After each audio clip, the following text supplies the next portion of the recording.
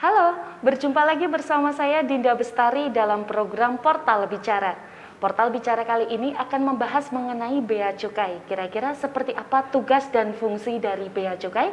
Telah bergabung bersama saya Bapak Heru Prayetno selaku Kepala Bea Cukai Magelang. Selamat sore Bapak. Selamat sore Mbak Dinda. Sebelum kita membahas tentang tugas dan fungsi dari Bea Cukai ini Pak, kalau Bea Cukai Magelang sendiri terletak di mana Pak lokasinya? Kalau dari arah Jogja begitu masuk ke pertigaan Artos itu masuk Jalan Jenderal Sudirman, Ya. nomor 48 sebelah kiri, samping kantor Samsat. Nah, ya. Situ. Kalau dari arah Kota Magelang itu begitu keluar ke arah Jogja itu nanti sebelum lampu merah sebelah kanan jalan.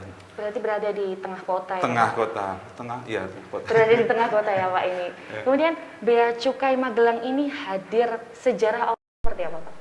Ya, sebetulnya sejak lama berdiri kantor Bea Cukai Magelang itu 1 Oktober 1946 sebenarnya sudah ada dulu pertama kali kantor yang nama kantornya masih Pejabatan Bea Cukai dulu seperti itu. Iya.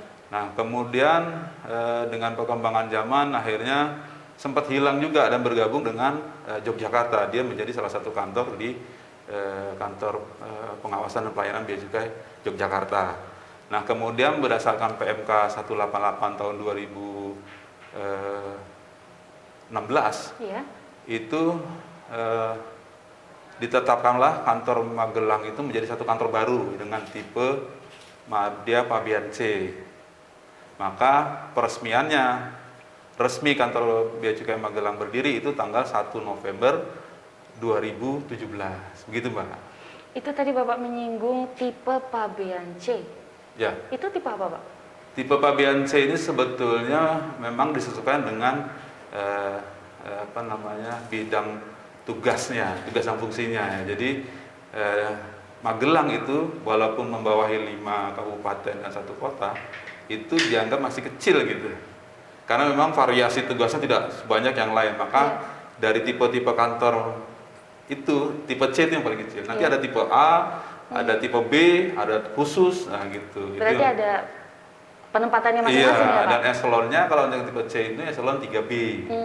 Gitu. Kalau yang tipe B itu dia eselonnya 3A gitu. Kalau wilayah Magelang sendiri ini mencakup 4 wilayah itu tadi belum disebutkan di mana? Oh ya, jadi 4 kabupaten dan 1 kota. 4 kabupaten 1 jadi kota. Satunya Kota Magelang, Kabupaten Magelang, Kabupaten Wonosobo, Kabupaten Temanggung, dan Kabupaten Purworejo.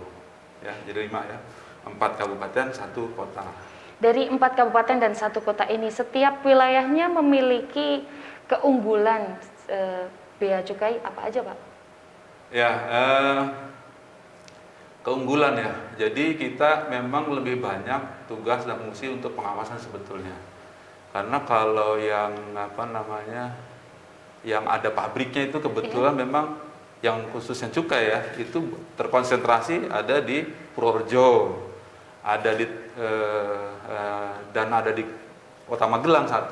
Kalau Temanggung ada cuma 1 atau 2 gitu. Nah, yang lainnya memang yang banyak untuk pengawasan kita di bidang kepabeanan itu ada banyak di daerah Temanggung. Itu untuk pengawasan pabrik-pabrik kawasan berikat di sana. Nah, itu gitu. kalau kawasan berikat itu kawasan apa Pak? Kawasan berikat itu adalah satu kawasan yang dengan batas-batas tertentunya gitu ya, di mana di situ pabrik atau perusahaan yang berada di situ itu akan mendapatkan fasilitas penangguhan biaya masuk dan pembebasan pajak.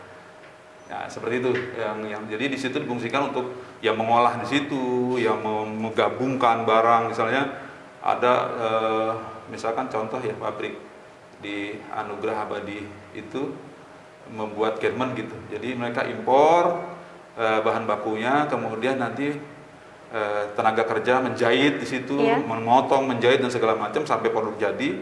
Nah, itu kegiatannya belum dipungut biaya masuk selama dia masih dalam area di situ. Itu berada di wilayah Magelang, Iya, Pak? wilayah Magelang. Kalau di Wilayah pengawasan Magelang. wilayah pengawasan Tapi Magelang. pabriknya ada di Temanggung. Oke.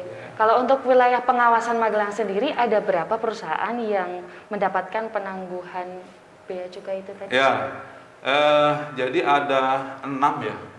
Ada 6 kawasan berikat, terus kemudian ada 1 yang KIT, IKM. Itu yang khusus di sana itu. Ada 6. Nah, ada 6 itu apa aja ya? Mungkin perlu dijelaskan juga nggak? Boleh Pak kalau mau dijelaskan. 6 Ini itu. salah satunya aja Pak. Mungkin tadi ada perusahaan Anugerah Abadi Garmen. Magelang. Iya. Itu produknya German, ada di Temanggung. Rumahnya juga karyawannya banyak juga. Terus kemudian ada PT Johar. Johar itu dia membuat kain.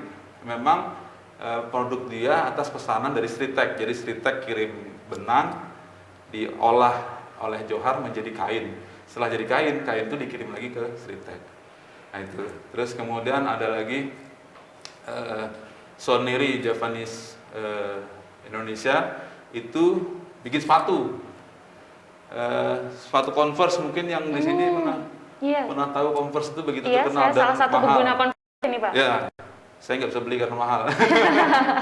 Nah itu juga jadi bahan bakunya dari mana-mana, termasuk yang utamanya dari Jepang. Kemudian di sini dibuat, diolah menjadi sepatu. Setelah jadi kirim lagi nanti ke Jepang. Oh berarti seperti menduplikasi Pak?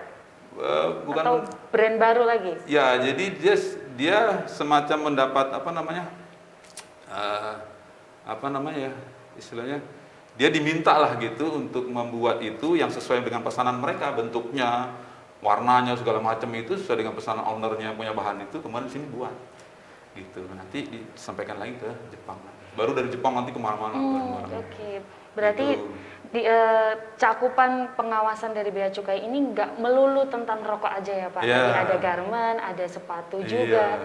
Terus ada beberapa yang lain juga. Ada TKPI itu tanaman kayu. Kayu. Nah, Itu juga diawasi dari bea cukai. iya, kayu parket dia. Nah, lantai begini nih produk Iya. sana nih.